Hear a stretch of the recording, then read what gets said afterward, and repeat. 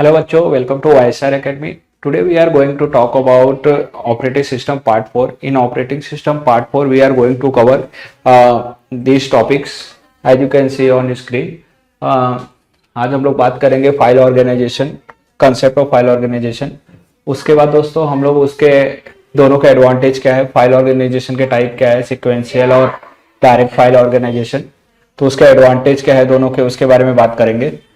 फिर उसके बाद हम लोग डिस्कस करेंगे डिवाइस ड्राइवर, ठीक है.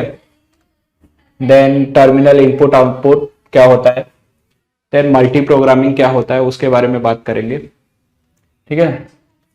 उसके बाद मल्टी प्रोग्रामिंग में कॉन्टेक्स्ट स्विचिंग क्या होता है वो डिस्कस करेंगे हम लोग, ठीक है. उसके बाद हम लोग प्रोसेस स्टेट्स क्या होते हैं उस पर डिस्कस करेंगे. फिर मल्टीटास्किंग क्या होता है, उसके बाद मल्टी थ्रेडिंग क्या होता है टॉपिक कवर करेंगे. फिर शेड्यूलिंग क्या होता है टॉपिक कवर करेंगे. प्रायोरिटी क्या होता है, ऑपरेटिंग सिस्टम प्रायोरिटी में क्या करता है वो सब करेंगे. Time sharing and memory management, ठीक है. सो बच्चों वीडियो में बने रहिए. अब एक एक टॉपिक हम लोग डिटेल में अभी डिस्कस करेंगे, ठीक है.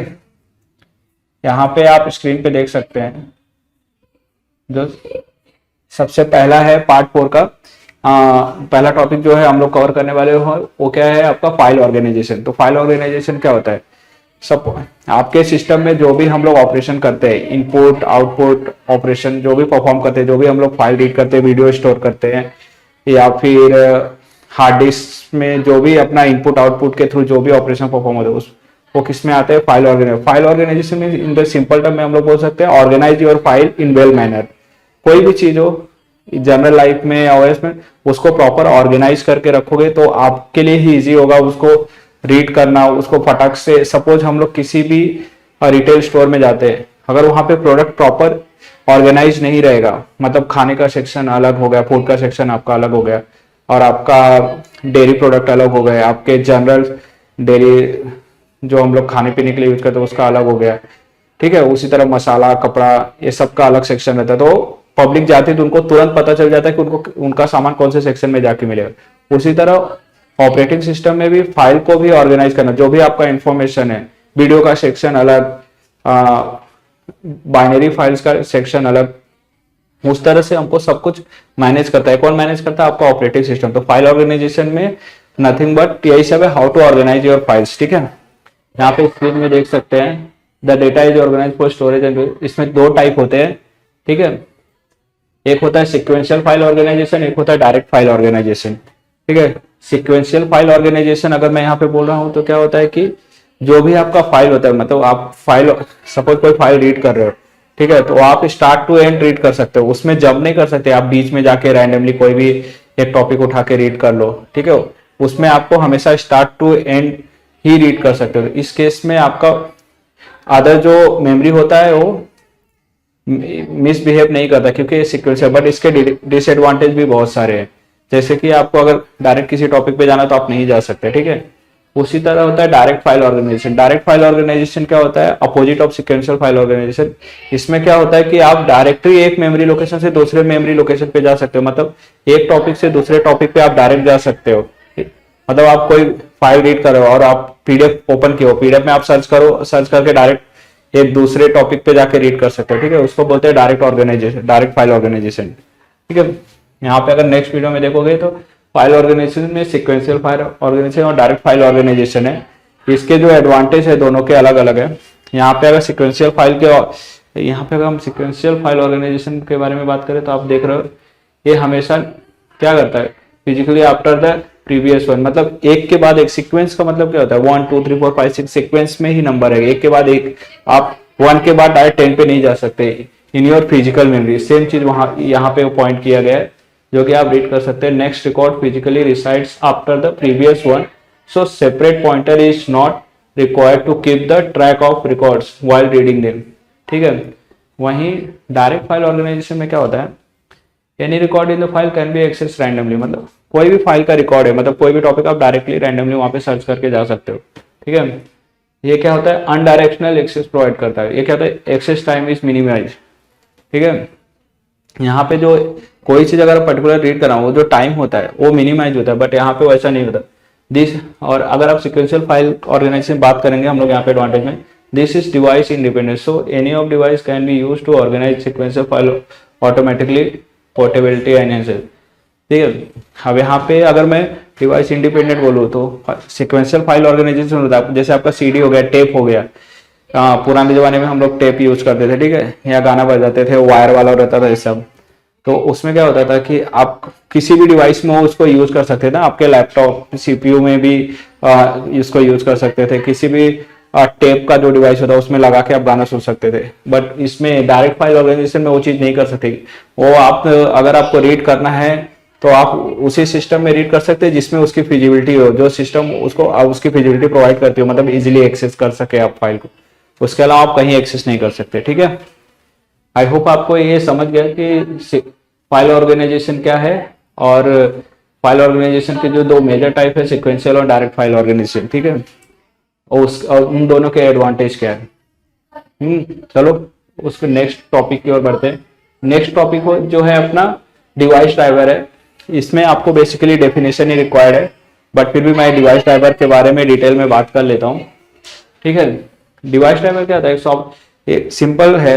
जितने भी ड्राइवर होते हैं अपने सिस्टम में, डिवाइस ड्राइवर में जैसे ग्राफिक ड्राइवर हो, या फिर इनपुट आउटपुट ड्राइवर हो, या पेरिफेरल डिवाइसेस ड्राइवर हो, ये क्या होता है, एक प्रोग्राम ही होता है जो ऑपरेटिंग सिस्टम में लिखा गया रहता है। वो प्रोग्राम क्या करते हैं, जब भी आपका कोई एक्सटर्नल डिवाइस कनेक्ट होता है तो ड्राइव के थ्रू ही वो जो सॉफ्टवेयर होता है, ड्राइव के थ्रू ही वो रीड होता है, और फिर हमको उसका आउटपुट मिलता है सिस्टम में। ठीक है, वो काम कौन करता है, डिवाइस ड्राइवर। डिवाइस ड्राइवर क्या है, एक ऑपरेटिंग सिस्टम का ही पार्ट है। ठीक है, तो वही सेम चीज यहाँ पे डेफिनेशन में बताया है, डिवाइस ड्राइवर और software program required for each device. Example के लिए अगर हम लोग यहाँ पे देखें, some device driver are useful for data conversion.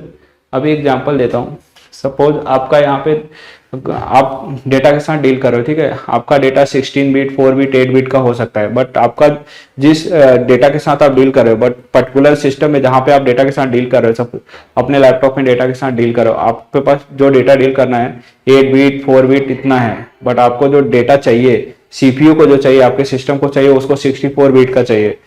तो पॉसिबल कैसे करेगा, तो जो आपका डिवाइस ड्राइवर रहता है वो क्या करता है कि आपके 8 बिट 16 बिट को कन्वर्ट कर देता है ऑटोमेटिकली, सो दैट आपका जो सीपीयू है, आपका जो कंप्यूटर है, उसको इजीली रीड कर पाए और पर्टिकुलर ऑपरेशन परफॉर्म कर पाए और आपको आउटपुट दे पाए। ठीक है, यही सेम चीज डेफिनेशन में दिया है यहाँ पे, अगर देख सकते हैं। Some device driver are useful for data conversion. Devices deal with 8 bit और 16 bit data, but computer requires 32 bit और 64 bit data. Then device driver enables this conversion from to another. ये होता है आपका डिवाइस ड्राइवर। आई होप आपको definition याद रहेगा device driver क्या होता है और डिवाइस ड्राइवर का रोल क्या है। ठीक है, उसके बाद नेक्स्ट टॉपिक की हो जाते हैं, टर्मिनल इनपुट आउटपुट होता है। टर्मिनल इनपुट आउटपुट बेसिकली दो पार्ट में डिवाइडेड होता है। एक पार्ट है जो अपना कीबोर्ड है, और दूसरा जो है वीडियो फ्रेमिंग। मतलब आपको स्क्रीन पे जो दिखता है, आप कीबोर्ड से जो भी एंटर करते हैं और उसके बाद स्क्रीन पे जो दिखता है वो क्या होता है, एक वीडियो का फॉर्म ही होता है। इन दोनों को कंबाइन करने के बाद जो अपना वीडियो बनता है, वीडियो जो बनता है, उसको क्या, वो किसके अंदर आता है, टर्मिनल इनपुट आउटपुट के अंदर आता है। सिंपल। ठीक है, तो उसमें भी टर्मिनल इनपुट आउटपुट में भी दो टाइप के होते हैं, एक डम टर्मिनल होता है और एक होता है आपका इंटेलिजेंट टर्मिनल। नाम से ही आपको पता चल रहा है डम मतलब क्या, इंटेलिजेंट मतलब क्या। डम टर्मिनल बेसिकली आप कुछ इनपुट डाल रहे हो, तो सिंपली आपको जो इनपुट डाल रहे हो उसी का आउटपुट दे रहा है। मतलब इंटरनली कुछ प्रोसेस नहीं हो रहा, आपका नीचे पीछे से कोई प्रोसेसर रन नहीं हो रहा है, कोई मेमोरी यूज नहीं हो रहा है, उसको डम टर्मिनल बोलते हैं।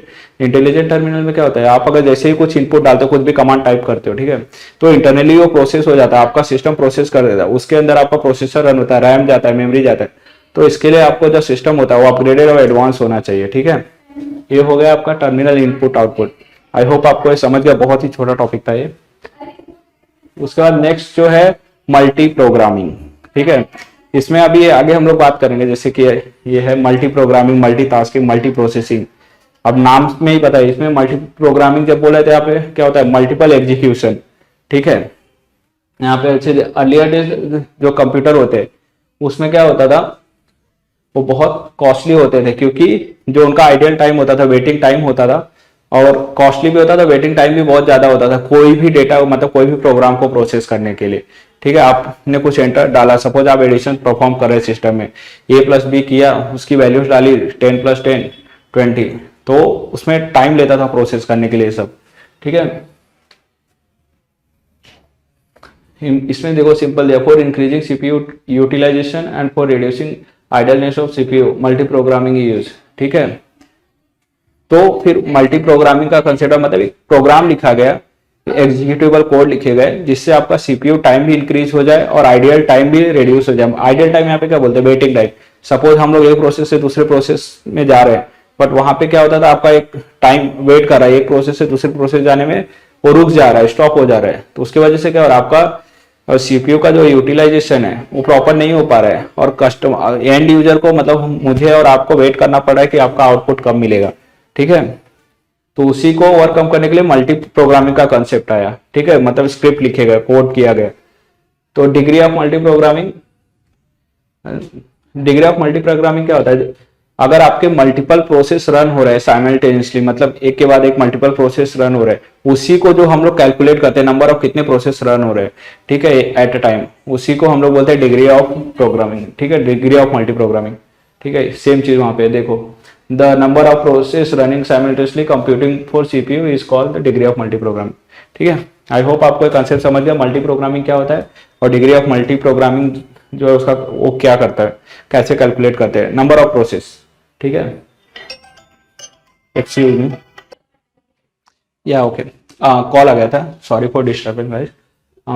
तो नेक्स्ट मल्टी प्रोग्रामिंग में नेक्स्ट जो कंसेप्ट है कॉन्टेक्स्ट स्विचिंग, जो कि बहुत ही इंपॉर्टेंट कंसेप्ट है मल्टी प्रोग्रामिंग का। सपोज आप एक टाइम पे आपके मल्टीपल प्रोसेस रन हो रहे हैं, मतलब जब भी आपका एक प्रोग्राम रन होता है उस प्रोग्राम के अंदर मल्टीपल प्रोसेस रन होते हैं। ठीक है, और हर एक प्रोसेस एक दूसरे से रिलेटेड रहता है। ठीक है, एक प्रोसेस के थ्रू एक प्रोसेस से दूसरे प्रोसेस में जाने में कभी कभी क्या होता है कि टाइम लगता है, मतलब वो पॉज होता है, कुछ टाइम के लिए ब्रेक होता है, उस टाइम को क्या बोलते हैं हम लोग, कॉन्टेक्स्ट स्विचिंग बोलते हैं। तो यहाँ पे डेफिनेशन में वही दिया है, सपोज आपका process 1 process 2 multiple process run हो रहे हैं, then there would be a time lost. ठीक है, मतलब एक प्रोसेस से दूसरे प्रोसेस को कनेक्ट करने के टाइम पे टाइम लॉस्ट हो गया। ठीक है, मतलब from attention from one time lost in turning attention from process 1 to process 2 call. ठीक है, that is called context switching. Simple term में वही है कि हम लोग एक प्रोग्राम रन कर रहे हैं, कोई काम कर रहे हैं, और उसमें उसके अंदर मल्टीपल प्रोसेस रन हो रहे हैं, बट वो प्रोग्राम कंप्लीट करने के लिए हर एक प्रोसेस का एक दूसरे से कनेक्शन होना जरूरी है। बट क्या होता है कभी कभी कि एक प्रोसेस से दूसरे प्रोसेस के बीच कनेक्शन नहीं हो पाता और टाइम लॉस हो जाता है, उसको हम लोग बोलते हैं कॉन्टेक्स्ट स्विचिंग। वो किसके अंदर आता है, आपका मल्टी प्रोग्रामिंग के अंदर ही आता है। ठीक है, यहाँ पे आप एग्जाम्पल देख सकते हैं डायग्राम में, कॉन्टेक्स्ट स्विचिंग, यहाँ पे प्रोसेस 1 और प्रोसेस 2 रन हो रहा है। ठीक है, सेव स्टेट इनटू पीसीबी, मतलब प्रोसेस ब्लॉक में 1 में स्टोर कर दिया, बट इन दोनों के बीच में रिलोड स्टेट प्रोसेस 2 का रिलोड किया, but save state into process 2 और reload state from process B, क्योंकि प्रोसेस स्टेट चेक करने के लिए प्रोसेस 1 में जाना पड़ेगा बराबर।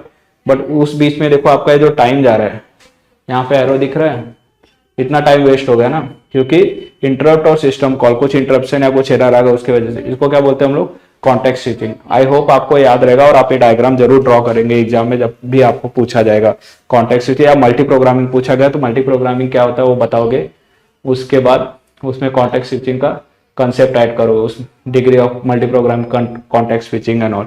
ठीक है, नेक्स्ट टॉपिक की ओर जाते हैं, मल्टी प्रोग्रामिंग का ही है। यहाँ पे नेक्स्ट जो आप स्लाइड पे देख सकते हो क्या, प्रोसेस स्टेट। ठीक है, हर एक प्रोसेस का स्टेट्स होते हैं, मतलब मल्टीपल स्टेट होते हैं जब भी कोई ऑपरेशन परफॉर्म होता है। ठीक है, उसमें जो पहला स्टेट होता है रनिंग स्टेट होता है, फिर रेडी होता है, फिर ब्लॉक स्टेट होता है। यहाँ पे जब मैं रनिंग स्टेट बोलता हूँ, सपोज मल्टीपल प्रोसेस रन हो रहा है, operating system will have to keep track of all of them. ठीक है, उसको रनिंग प्रोसेस बोलते हैं, मतलब एक साथ मल्टीपल प्रोसेस रन हो रहे हैं तो उसको ऑपरेटिंग सिस्टम को उसको ट्रैक तो करना ही पड़ेगा कितने सारे प्रोसेस रन हो रहे हैं।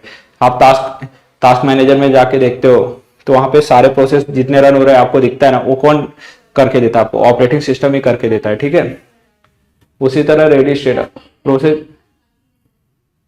रेडी स्टेट मीन्स क्या होता है कि अभी इसको सिंपल टर्म में बोलूं, बिना इनपुट दिए, मतलब बिना कीबोर्ड का बटन दबाए या फिर एंटर किए आपके कुछ प्रोसेस है रेडी स्टेट में पड़े, वो क्या होता है कि आपका ऑपरेटिंग सिस्टम ऑटोमेटिकली शेड्यूल करता है, ऑटोमेटिकली रन करता है जैसे ही दूसरा प्रोसेस फ्री होता है। इसमें आपको कुछ एंटर करने का वेट नहीं करता किसी एक्सटर्नल इनपुट और इनपुट का, मतलब एंटर मारो या कुछ कीवर्ड प्रेस करो, ठीक है, उसको बोलते हैं रेडी। उसी तरह ब्लॉक स्टेट होता है, ब्लॉक स्टेट में ज्यादा डिफरेंस नहीं, रेडी और ब्लॉक स्टेट में ज्यादा डिफरेंस नहीं है। ब्लॉक में क्या होता है कि अगर process which is waiting for external event such as input out, यहाँ पे क्या होता है कि ऑटोमेटिकली शेड्यूल नहीं होता आपका प्रोसेस कोई भी सिस्टम के, यहाँ पे वो वेट करता है जब तक आप एंटर नहीं मारोगे या जब तक आप सबमिट नहीं करोगे फॉर्म को, तब तक आपका ऑपरेशन कंप्लीट नहीं होगा। वो किसके अंदर आता है, ब्लॉक के अंदर आता है। तो कौन कौन से स्टेट है प्रोसेस के, एक बार रिपीट कर लो, रनिंग है, रेडी है, ब्लॉक्ड है। रनिंग में क्या, जो ऑलरेडी आपके मल्टीपल प्रोसेस चल रहे हैं वो आपका ऑपरेटिंग सिस्टम मैनेज कर रहा है। रेडी में क्या है कि आपका प्रोसेस शेड्यूल करने के लिए किसी एक्सटर्नल इनपुट की जरूरत नहीं पड़ती, किसी इवेंट फायर करने की जरूरत नहीं पड़ती, मतलब आप बटन क्लिक करो या सबमिट बटन पे क्लिक करो, ठीक है, ठीक है। नेक्स्ट मल्टीटास्किंग, मल्टीटास्किंग यहाँ पे आप देख सकते हैं, ठीक है। मल्टीटास्किंग में क्या होता है कि आपका operating system at a time multiple task perform करता है, ठीक है। एक प्रोसेस के अंदर क्या होता है, मल्टीपल टास्क होते हैं। अभी मैंने सपोज मैं क्या कर रहा हूँ, खाना खाने जा रहा हूँ, ठीक है, तो खाना खाने जाऊंगा तो उससे पहले मैं क्या करूंगा, मैंने एक प्रोसेस रन कर दिया खाना खाने जाने का, ठीक है, मैं बैठ गया तो मैं अलग अलग खाना, जो पानी लूंगा, प्लेट लूंगा, फिर उसके बाद उस सबको एक साथ रखूंगा, फिर खाना शुरू करूंगा, ठीक है। वो मेरे जो पानी लिया, प्लेट लिया और खाना रखा सब प्लेट में, वो मेरे टास्क हो गए, ठीक है। बट मैं क्या कर रहा हूँ, खाना खाने जा रहा हूँ, वो मेरा एक प्रोसेस हो गया काम, ठीक है। उसी को अगर मैं टेक्निकल टर्म में हम लोग बात करें तो यहाँ पे आप देख सकते हो स्क्रीन पे, वर्ड प्रोसेसर है, ईमेल है, वेब ब्राउजर है, एंटीवायरस है, ये सब क्या है, आपके प्रोसेस है, मल्टीपल प्रोसेस है, ठीक है। बट यहाँ पे वर्ड प्रोसेसर में क्या होता है, बहुत सारे काम हो सकते हैं। आप फाइल क्रिएट कर रहे हो, फाइल में राइट कर रहे हो, रीड कर रहे हो, फिर उसके बाद आपका एक पूरा टास्क कंप्लीट, मतलब मल्टीपल टास्क परफॉर्म हो रहा है ना एक प्रोसेस के अंदर। उसी तरह ईमेल में भी, ईमेल ओपन करोगे, जीमेल में ईमेल राइट करोगे कुछ, तो उसके बाद उस पर सबमिट पे क्लिक करोगे, तब जाके आपका ईमेल जाएगा, तब जाके एक प्रोसेस कंप्लीट होगा, ठीक है। उसी तरह वेब ब्राउजर है, एंटीवायरस है, ठीक है। और ये सब कौन मैनेज करता है, आपका ऑपरेटिंग सिस्टम मैनेज करता है, ठीक है। इसमें अगर सीपीयू कोर, मतलब आपका जो सीपीयू कोर है वो कितना मेमोरी ले रहा है, मतलब ये सब काम करने में, देखो प्रोसेस, यहाँ दो प्रोसेस यूज हो रहे हैं, वर्ड प्रोसेसर और ईमेल के लिए, तो उसमें कुछ कोर यूज हो रहे हैं। वेब ब्राउजर और एंटीवायरस के लिए अलग कोर यूज हो रहा है, मेमोरी यूज हो रहा है, ठीक है। आई होप आपको मल्टीटास्किंग समझ गया, ठीक है। अगर इसमें कोई डाउट है तो प्लीज कमेंट बॉक्स में लिखिए, ठीक है।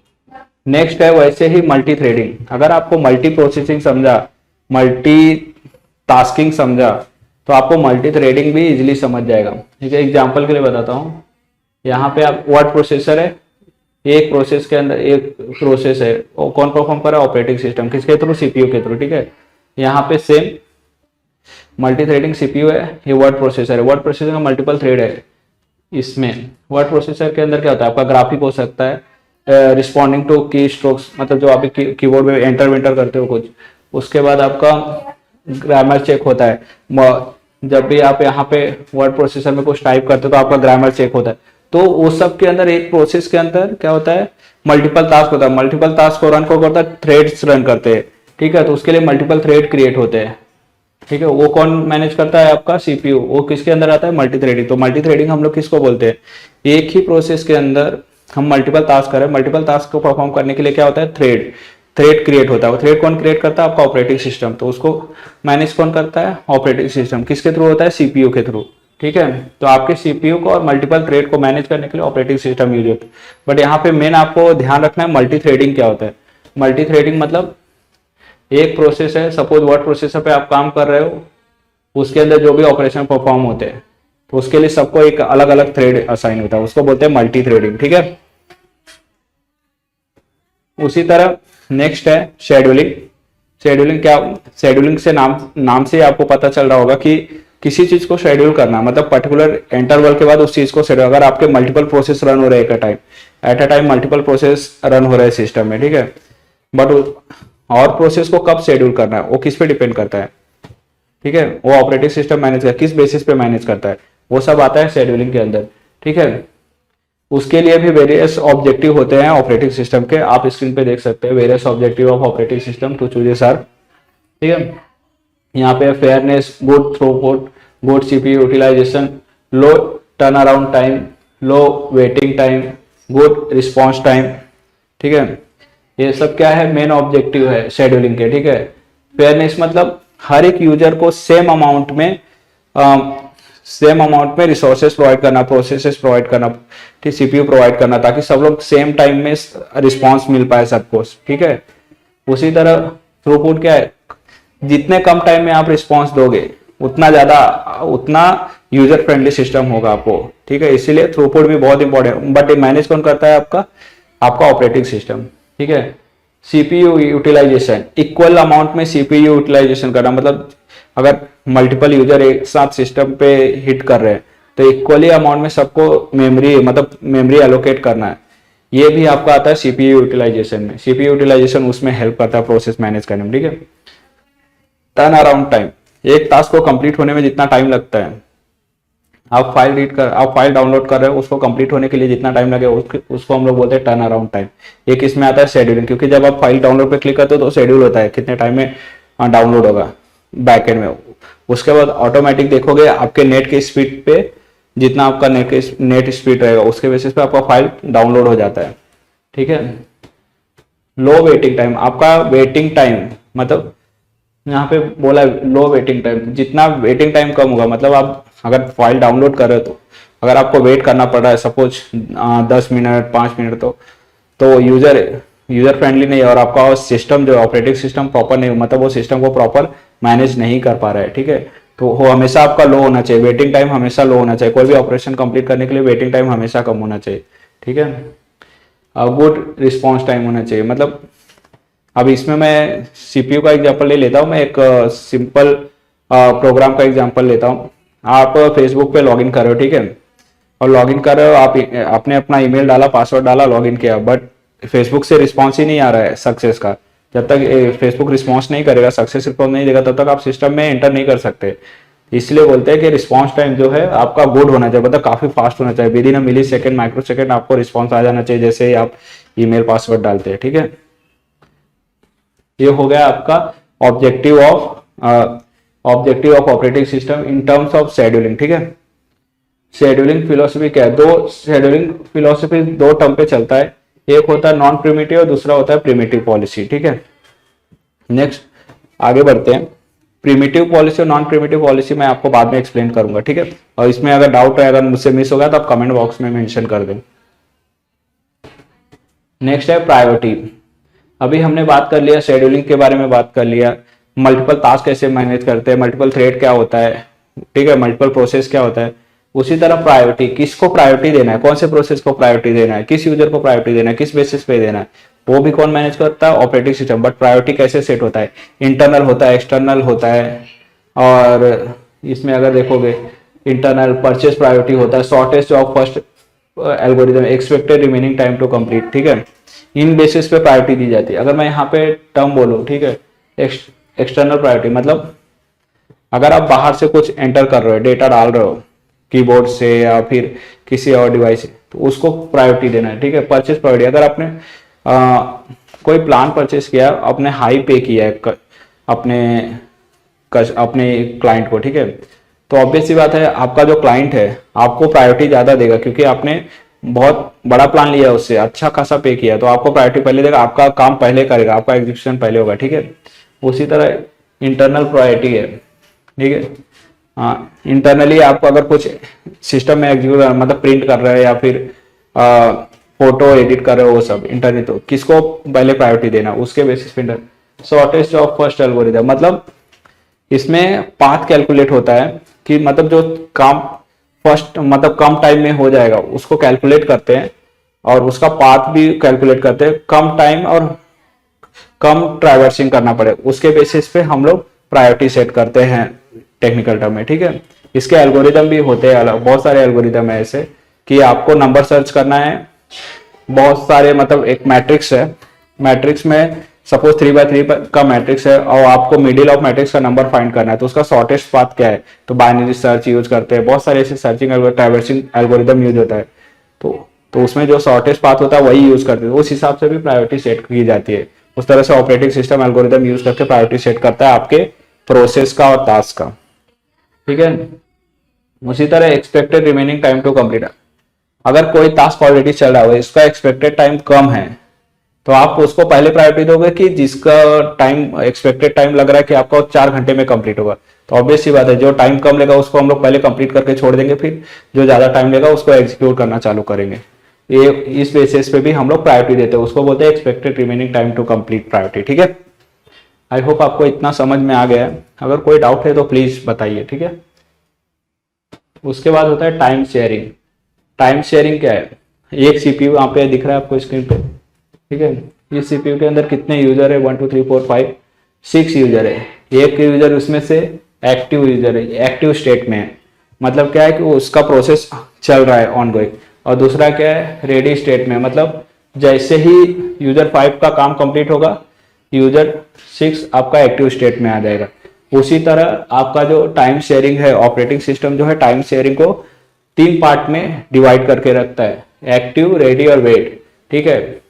अगर कोई प्रोसेस चल रहा है तो वो एक्टिव में, उसके बाद जिसको एक्टिव करना है वो रेडी में रहेगा, रेडी स्टेट में, अदरवाइज वेटिंग में रहेंगे। मतलब जैसे यहाँ पे यूजर 3 4 5 ये सब वेटिंग में, जैसे ही यूजर 5 का काम कंप्लीट होगा यूजर 6 स्टार्ट करेगा, ठीक है। इस तरह से टाइम शेयरिंग होता है, basis on time operating system manage करता है आपके टास्क मल्टीपल, यूजर के टास्क मल्टीपल, ठीक है।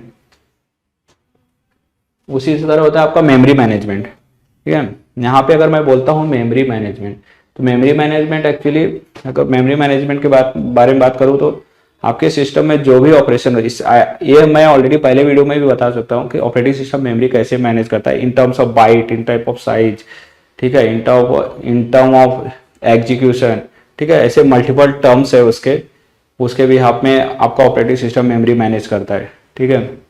यहाँ पे अगर देखोगे मेमोरी मैनेजमेंट, तो कितने कॉन्टिन्यूअस मेमोरी मैनेजमेंट है, नॉन कॉन्टिन्यूअस मेमोरी मैनेजमेंट, ठीक है। नॉन कॉन्टिन्यूअस मेमोरी मैनेजमेंट अभी हमने देखा, single continuous memory management, multiple partition. Single continuous memory management आपका क्या होता है, सिक्वेंशियल मेमोरी मैनेजमेंट और डायरेक्ट मेमोरी मैनेजमेंट, जो अभी हमने पीछे बात किया, ठीक है।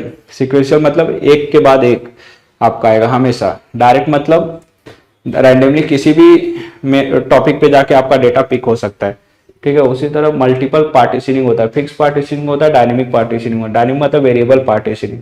आप सीपीयू में जो आप कभी भी नया नया सिस्टम जब आपका आता है लैपटॉप, उसमें सी ड्राइव होता है और एक एक्सटर्नल ड्राइव होता है, उसमें हम लोग पार्टीशन बनाते हैं।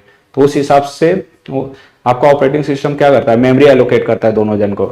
तो आप उसको फिक्स भी कर सकते हो, फिक्स कर सकते हो मतलब कि आपका डी ड्राइव है वो 50 जीबी से ज्यादा साइज नहीं लेना चाहिए, ई ड्राइव है 40 जीबी से ज्यादा नहीं लेना, ठीक है, वो फिक्स कर दिया। और डायनेमिक पार्टीशनिंग क्या हो गया, आपका सिस्टम है, आप उसमें कोई ड्राइव नहीं क्रिएट, कोई पार्टीशन नहीं बना रहे हो, तो क्या होता है कि आपका जो ओएस है ऑटोमेटिकली उसको मैनेज करता है। डायनेमिक पार्टीशनिंग को हम लोग वेरिएबल पार्टीशनिंग भी बोलते हैं, ठीक है। उसी तरह memory manage, non continuous memory management में होता है बेसिकली वर्चुअल मेमोरी मैनेजमेंट जो बोलते हैं हम लोग, वो आता है अपना नॉन कॉन्टिन्यूअस मेमोरी मैनेजमेंट, ठीक है। Non continuous memory management paging और सेगमेंटेशन। पेजिंग मतलब पेजिंग की सब मेमोरी एलोकेट करना, ठीक है। सेगमेंटेशन मतलब छोटे छोटे पार्ट में उसको डिवाइड करके मेमोरी एलोकेट करना। ये सब कौन करता है, आपका ऑपरेटिंग सिस्टम करता है। ऑपरेटिंग सिस्टम के डिवाइस है, ये सर्विसेज है मेमोरी मैनेजमेंट एंड ऑल, ठीक है। लास्ट जो आप स्लाइड पे देख रहे हो मेमोरी मैनेज एग्जांपल, ये मेमोरी मैनेजमेंट का ही है। देखो यहाँ पे एक मेन मेमोरी है और वहां पे एक सेकेंडरी मेमोरी है, ठीक है। यहाँ पे प्रोसेस है मल्टीपल, प्रोसेस 1, प्रोसेस 2 और सेकेंडरी में प्रोसेस 3, प्रोसेस 4 है, ठीक है। तो इसमें इसका आपको अगर मेमोरी मैनेज करना है तो देखो ऑपरेटिंग सिस्टम आपका कैसे मैनेज करेगा। सबसे पहले P1 goes for input output wait, ठीक है, प्रोसेस 1 स्वैप आउट के लिए गया, ठीक है, कुछ टाइम फिर प्रोसेस 3 उधर से आया स्वैप इन के लिए, रीड किया मेन मेमोरी, फिर P1 comes back after input output, ठीक है। आफ्टर इनपुट आउटपुट ये स्वैप आउट हो गया, ऑपरेशन मैंने आउटपुट दे दिया, प्रिंट दे दिया, उसके बाद आपका प्रोसेस 1 वापस आ गया मेन मेमोरी में, फिर प्रोसेस 3 होगा स्वैप आउट होगा, ठीक है। प्रोसेस 3 वापस स्वैप आउट हो गया, मतलब सेकेंडरी मेमोरी जो भी आपका एक्सटर्नल है हार्ड डिस्क उसमें डेटा राइट हो गया, ठीक है। उसी तरह फिर प्रोसेस P1 वापस स्वैप इन हो गया, ठीक है। इस तरह से ये जो प्रोसेस मल्टीपल प्रोसेस का है, आपका कब मेमोरी उसको एग्जीक्यूट कर रहा है, कब उसको राइट कर रहा है, ये सब जो मैनेज करना होता है वो मेमोरी मैनेजमेंट के अंदर आता है। ठीक है, आई होप आपको ये यहाँ तक समझ में आया पूरा। तो अभी हम लोग ने जो जो टॉपिक पे बात किया वो क्या क्या था, एक बार फिर से डिस्कस कर लेते हैं।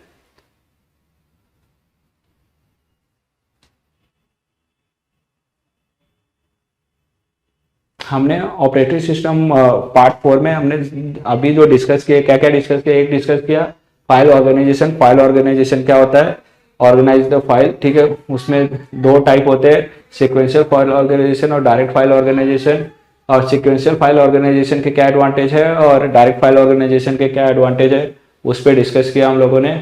डिवाइस ड्राइवर क्या होता है और उसका एग्जाम्पल दिया आपको। उसके बाद टर्मिनल इनपुट आउटपुट क्या होता है, मतलब कॉम्बिनेशन ऑफ कीबोर्ड और वीडियो स्क्रीन, उसको हम VDU बोलते हैं। ठीक है, 2 टाइप्स के टर्मिनल इनपुट आउटपुट होते हैं, डम टर्मिनल होता है, इंटेलिजेंट टर्मिनल होता है। उसका मल्टी प्रोग्रामिंग के बात किया, मतलब multiple process at a time. ठीक है, मल्टी प्रोग्रामिंग में हमने बात किया डिग्री ऑफ मल्टी प्रोग्रामिंग क्या होता है कि अगर आपका मल्टीपल प्रोसेस रन हो रहा है एक टाइम पे, जो उसका नंबर कैलकुलेट करते हैं कितने प्रोसेस रन हो रहे हैं एट अ टाइम, उसको हम लोग बोलते हैं डिग्री ऑफ मल्टी प्रोग्रामिंग। फिर मल्टी प्रोग्रामिंग में हमने बात किया कॉन्टेक्स्ट स्विचिंग क्या होता है, जो वेट टाइम होता है एक प्रोसेस से दूसरे प्रोसेस के बीच में, जो आइडल टाइम होता है उसको हम लोग क्या बोलते हैं, वेस्ट कॉन्टेक्स्ट स्विचिंग बोलते हैं। फिर मल्टी प्रोग्रामिंग में हमने प्रोसेस स्टेट के बारे में बात किया, रनिंग स्टेट, रेडी स्टेट और ब्लॉक स्टेट। रनिंग स्टेट मतलब जितने प्रोसेस कंटिन्यूसली चल रहे सिस्टम, उसको रनिंग बोलते हैं। रेडी मतलब जो रेडी है एग्जीक्यूट होने के लिए, बट वेट कर रहे हैं किसी एक्सटर्नल डिवाइस का, बट नॉट वेटिंग फॉर किसी एक्सटर्नल डिवाइस का, लाइक सबमिट करो या कीबोर्ड पे एंटर मारो। बट ब्लॉक में क्या होता है कि वेटिंग में है बट किसी एक्सटर्नल इवेंट का वेट करना पड़ता है, मतलब कुछ इवेंट परफॉर्म है, एंटर मारो या सबमिट करो तभी वो एग्जीक्यूट है। ऑटो शेड्यूल नहीं होता, अगर ऑटो शेड्यूल हो रहा है तो आपका रेडी स्टेट है, मतलब आपका CPU ऑटोमेटिकली उसको रन कर देगा। ठीक है, फिर हमने मल्टीटास्किंग को डायग्राम के साथ एक्सप्लेन किया कि मल्टीटास्किंग क्या है, या आपका ऑपरेटिंग सिस्टम है, उसके अंदर मल्टीपल प्रोसेस है। मल्टीपल प्रोसेस क्या काम, मल्टीपल टास्क कर रहे हैं, ये कोई वर्ड प्रोसेस कर रहा है, कोई ईमेल भेज रहा है, कोई वेब ब्राउजर पे अपना सर्फिंग कर रहा है, इंटरनेट सर्फिंग कर रहा है, और कोई एंटीवायरस रन हो रहा है बैकग्राउंड में ऑपरेटिंग से, वो सब आ गया आपका मल्टीटास्किंग में। ठीक है, उसी तरह मल्टी थ्रेडिंग क्या होता है, सपोज यहाँ पे मैंने एग्जांपल दिया आपको, ये इंपॉर्टेंट वर्ड प्रोसेसर है। वर्ड प्रोसेसर के अंदर आपके बहुत सारे अलग अलग अलग अलग टास्क होते हैं, हर एक टास्क करने के लिए एक एक थ्रेड लगता है। तो उसमें क्या है, जैसे ग्राफिक है, ग्राफिक का मतलब रिप्रेजेंट कर रहे हो आप कुछ, और रिस्पॉन्डिंग टू अ की स्ट्रोक्स, ग्रामर चेक, जितने भी चीजें हैं ये सब अलग अलग वो वर्ड प्रोसेसर के अंदर परफॉर्म हो रहा है। ठीक है, तो और कौन कैसे मैनेज हो रहा है, मल्टी थ्रेड के थ्रू हो रहा है। ठीक है, तो उसको बोलते हैं मल्टी थ्रेडिंग। मल्टी थ्रेडिंग और मल्टीटास्किंग में ज्यादा डिफरेंस नहीं है। ठीक है, हर एक टास्क के लिए मल्टीपल थ्रेड असाइन हो सकते हैं। ठीक है, उसको बोलते हैं मल्टी थ्रेडिंग। उसी तरह शेड्यूलिंग के बारे में हमने बात किया, तो ऑपरेटिंग सिस्टम में मतलब वेरियस ऑब्जेक्टिव है फॉर शेड्यूलिंग के लिए, उसमें फेयरनेस है, मतलब सबको सेम अमाउंट में मेमोरी और प्रोसेसर एलोकेट करना। ठीक है, गुड थ्रूपुट होना चाहिए, आपका थ्रूपुट बहुत अच्छा होना, मतलब कम टाइम में रिस्पॉन्स आना चाहिए, ज़्यादा टाइम नहीं लेना चाहिए। CPU यूटिलाइजेशन इक्वली होना चाहिए, ज़्यादा से ज़्यादा CPU, जितना ज़्यादा CPU फ्री रखोगे उतना ज़्यादा आपका सिस्टम फास्ट चलेगा। बट ये आपका ऑटोमेटिकली ऑपरेटिंग सिस्टम मैनेज कर लेता है, तो आपको कभी पता नहीं चल रहा है। ठीक है, टर्न अराउंड टाइम कम होना चाहिए, किसी भी टास्क को कंप्लीट करने के लिए जो टाइम होता है वो हमेशा कम लेना चाहिए। ये आपका जो है ऑपरेटिंग सिस्टम टेक केयर कर लेता है in the terms of scheduling के। लो वेटिंग टाइम होना चाहिए, अगर मैं कोई प्रोसेस वेटिंग स्टेट में है तो उसका टाइम जितना ज़्यादा रिड्यूस कर सके उतना जल्दी आप रिलीज कर सकते हो। ठीक है, गुड रिस्पॉन्स टाइम होता है, रिस्पॉन्स टाइम जितना फास्टर है उतना ज़्यादा रिक्वेस्ट आप मैनेज कर सकते हो एट अ टाइम। ठीक है, शेड्यूलिंग 2 फिलोसफी पे चलता है, primitive and non primitive, I hope. ठीक है, उसके बाद हमने बात किया प्रायोरिटी। प्रायोरिटी भी आपको डिसाइड करना पड़ेगा कि पहले क्या प्रोसेस करना है, पहले क्या एग्जीक्यूट करना है, पहले कौन सा प्रोसेस रन करना है, किस टास्क को कंप्लीट करना है, उसके बेसिस पे प्रायोरिटी डिसाइड होता है। उसमें भी अलग अलग टाइप है, एक्सटर्नल प्रायोरिटी है, परचेस प्रायोरिटी है, इंटरनल प्रायोरिटी है, shortest job first algorithm priority है, उसका expected remaining time to complete का प्रायोरिटी है। इन सब टर्म्स में आपका प्रायोरिटी डिसाइड होता है। ठीक है, उसके बाद हमने बात किया टाइम शेयरिंग के बारे में कि हर एक मल्टीपल यूजर एक CPU को एक्सेस कर रहे तो उनको हम लोग कैसे उनका टाइम शेयर करते हैं। मगर जैसे किसी यूजर का टास्क कंप्लीट हो गया विद इन गिवन टाइम, जो सीपीयू ने एलोकेट किया टाइम उससे जल्दी हो गया, तो उसका जो बचा हुआ टाइम है हम दूसरे यूजर को एलोकेट कर देते हैं। इस तरह से आपका सीपीयू मैनेज कर लेता है, उसको बोलते हैं टाइम शेयरिंग। उसके भी 3 स्टेट होते हैं, एक्टिव, रेडी और वेट स्टेट, ठीक है। फिर उसके बाद हमने मेमोरी मैनेजमेंट के बारे में बात किया। मेमोरी मैनेजमेंट के बारे में मैं ऑलरेडी हर एक वीडियो में बताता हूँ, ठीक है। फिर भी यहाँ पे हमने बताया मेमोरी मैनेजमेंट क्या है। कॉन्टिजियस मेमोरी है मैंने और नॉन कॉन्टिजियस है। Contiguous memory management single contiguous memory management होता है और मल्टी पार्टीशनिंग होता है। मल्टी पार्टीशनिंग में फिक्स होता है और डायनेमिक पार्टीशनिंग होता है। डायनेमिक पार्टीशन को हम लोग वेरिएबल पार्टीशनिंग भी बोलते हैं, ठीक है। और उसके बाद हमने आपको मेमोरी मैनेजमेंट प्रोसेस कहता है, प्रोसेस कैसे डिसाइड होता है उसके बारे में भी बात किया, प्रोसेस स्टेट के बारे में। प्रोसेस क्या होता है? प्रोसेस क्या होता है? एक तरह से एग्जीक्यूशन प्रोग्राम होता है जो आपके टास्क को कंप्लीट करने में हेल्प करता है, ठीक है। जैसे कि यहाँ पे डायग्राम में मैंने आपको बताया P1 गोज फॉर इनपुट, और मतलब सपोज एक कोई प्रोसेस हो रहा है, मुझे डेटा राइट करना है अपने हार्ड डिस्क में, तो राइट करने के लिए इसने रिक्वेस्ट डाला, तो हार्ड डिस्क में डेटा राइट हुआ। फिर हार्ड डिस्क से मुझे कुछ डेटा अपने किसी और लोकेशन पे डालना है, तो वो रीड किया। वही एग्जांपल, यहाँ पे आप एग्जांपल कुछ भी ले सकते हो, ठीक है। बट अगर बोला आपको मेन मेमोरी मैनेजमेंट का, तो आप ये डायग्राम जरूर बनाएं, ठीक है। आई होप आपको यहाँ तक पूरा समझ में आया। अगर इसमें कोई डाउट है तो प्लीज कमेंट करके बताइए। Please subscribe the channel and share with your friend. I am trying my best to teach you in with good example, ठीक है। अगर कोई डाउट है तो बताना, कोई इंप्रूवमेंट है तो जरूर कमेंट करके लिखिए, ठीक है। Thank you.